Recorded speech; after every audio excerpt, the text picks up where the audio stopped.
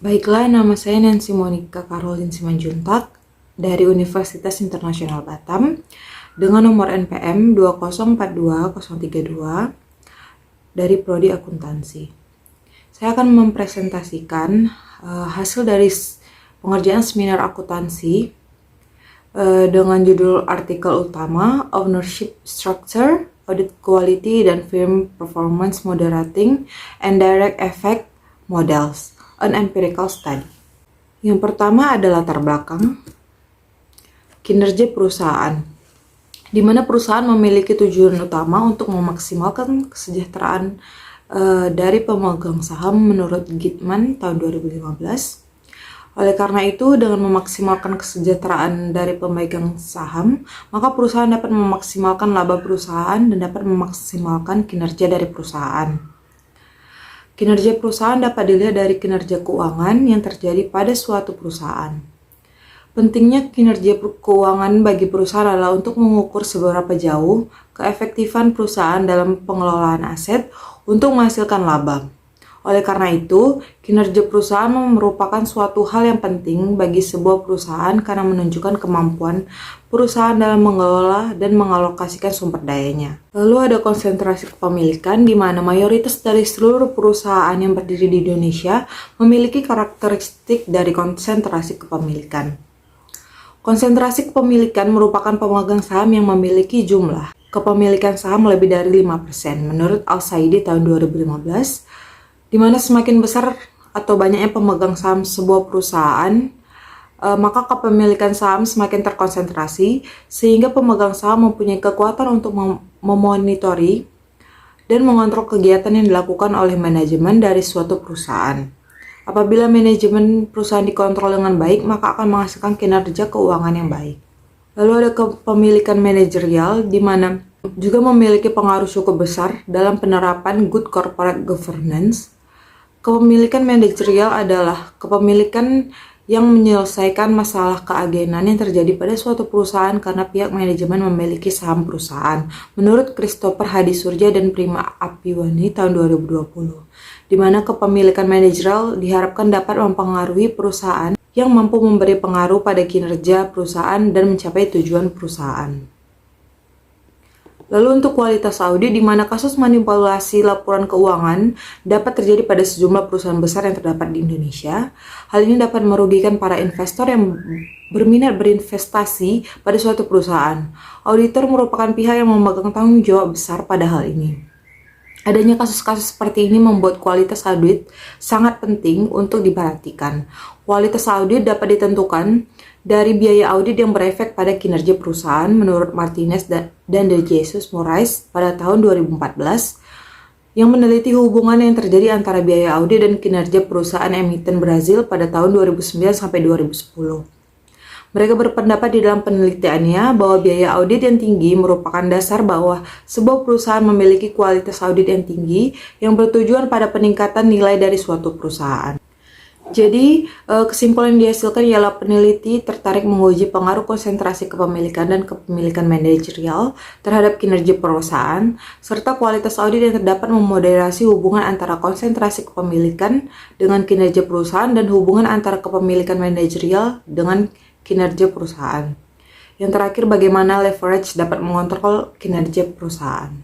Lalu selanjutnya ada urgensi penelitian dari PT Garuda Indonesia pada tahun 2019, di mana skandal laporan keuangan yang terjadi pada PT Garuda Indonesia. Pada tahun 2019, PT Garuda Indonesia memiliki dua komisaris yang memegang saham manajerial dan konsentrasi kepemilikan di atas 5%, yaitu sebesar 28%. Keberatan atas pendapatan sebesar 239,94 juta dolar, yang dimana diketahui pada laporan keuangan tahun 2018, Garuda mencatat laba bersih yang salah, yang ditopang oleh kerjasama antara Garuda dan PT Mahata Aeroteknologi. Dana tersebut sebenarnya masih bersifat piutang dengan kontrak yang berlaku untuk 15 tahun ke depan. Namun sudah dibukukan pada tahun pertama dan diakui sebagai pendapatan dan masuk ke dalam pendapatan lain-lain. Jadi perusahaan yang sebelumnya merugi kemudian mencetak laba, di mana auditor perusahaan dan komisaris mendapatkan sanksi atas terjadinya kasus ini. Lalu ada kasus dari PT Indostretch yang diberhentikan perdagangannya sementara atau suspend oleh Bursa Efek Indonesia karena terkena penalti karena hasil dari laporan audit tidak wajar atau adverse yang diberikan oleh akuntan publik. Jadi dari kasus Garuda Indonesia didapati bahwa konsentrasi kepemilikan memiliki kekuatan untuk meningkatkan kinerja perusahaan dan akibat dari tata kelola yang buruk menyebabkan perusahaan melakukan manipulasi yang menyebabkan kinerja perusahaan buruk. Selanjutnya didapati bahwa laporan audit yang terjadi pada kedua perusahaan berbeda. Dari data tersebut didapati urgensi penelitian apakah kualitas audit dapat memoderasi hubungan konsentrasi kepemilikan dan kepemilikan manajerial dengan kinerja perusahaan. Selanjutnya ada pertanyaan penelitian. Yang pertama, apakah terdapat pengaruh ownership concentration terhadap kinerja perusahaan? Lalu kedua, apakah terdapat pengaruh managerial ownership terhadap kinerja perusahaan? Yang ketiga, apakah kualitas audit dapat memoderasi hubungan antara ownership concentration dengan kinerja perusahaan? Dan yang terakhir adalah, apakah kualitas audit dapat memoderasi hubungan antara managerial ownership dengan kinerja perusahaan? Lalu selanjutnya adalah tujuan dari penelitian. Yang pertama untuk mengetahui pengaruh dari ownership concentration terhadap kinerja perusahaan. Yang kedua untuk mengetahui pengaruh managerial ownership terhadap kinerja perusahaan.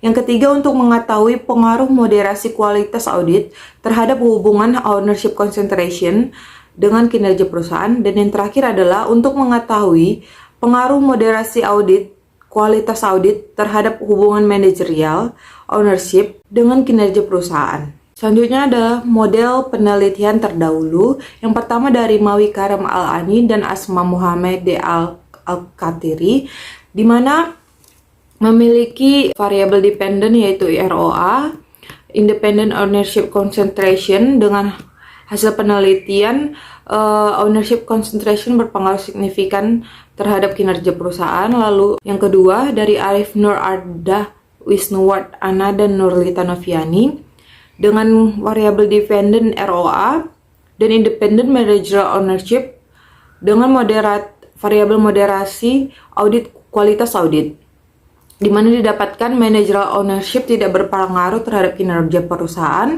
lalu kualitas audit tidak memoderasi hubungan managerial ownership dan kinerja perusahaan.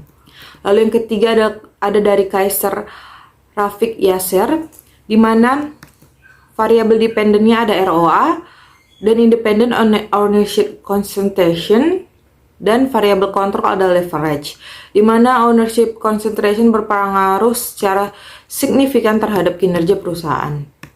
Lalu yang keempat ada William Susanto dan Kartika Nuringsi, di mana variabel dependentnya adalah Tobinski, lalu independennya itu adalah managerial ownership dan family ownership yang didapatkan berpengaruh secara signifikan positif terhadap kinerja perusahaan. Lalu ada variabel control yaitu leverage, di mana leverage mengontrol secara signifikan negatif terhadap kinerja perusahaan. Lalu ada dari Lewi Odianto Utomo yang memiliki variabel dependent yaitu Tobinski. Lalu variabel independennya adalah government ownership, individual ownership, dan institutional ownership yang berpengaruh signifikan positif terhadap kinerja perusahaan.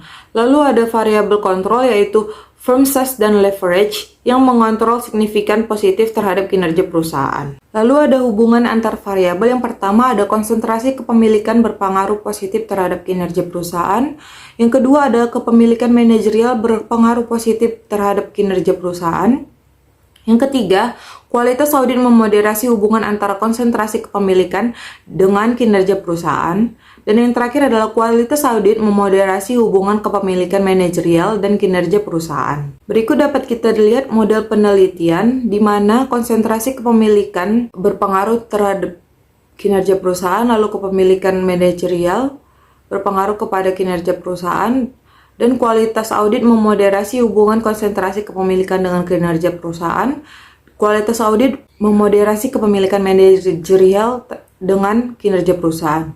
Dan yang terakhir ada leverage yang mengontrol kinerja perusahaan. Sekian presentasi saya. Bila terjadi kesalahan kata dan kurangnya penjelasan, saya ucapkan mohon maaf dan terima kasih.